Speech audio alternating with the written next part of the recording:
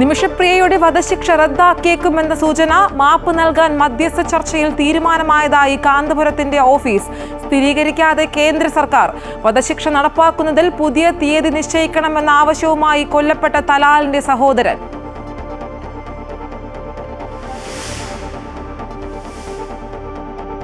ഛത്തീസ്ഗഡിൽ കന്യാസ്ത്രീകൾ അറസ്റ്റിലായ സംഭവത്തിൽ സഭാ നേതൃത്വം പ്രതിഷേധം ശക്തമാക്കുന്നു.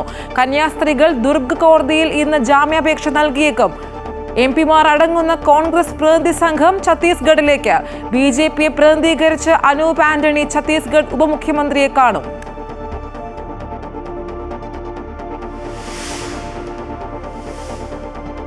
ഓപ്പറേഷൻ സിന്ദൂറിൽ പാർലമെന്റിൽ പ്രധാനമന്ത്രിയുടെ മറുപടി ഇന്ന്. പ്രശ്നപരിഹാരത്തിൽ അമേരിക്ക ഇടപെട്ടുവെന്ന അവകാശവാദത്തിൽ വിശദീകരണം നൽകിയേക്കും. രാഹുലും അമിത്ഷായും ചർച്ചയിൽ പങ്കെടുക്കും.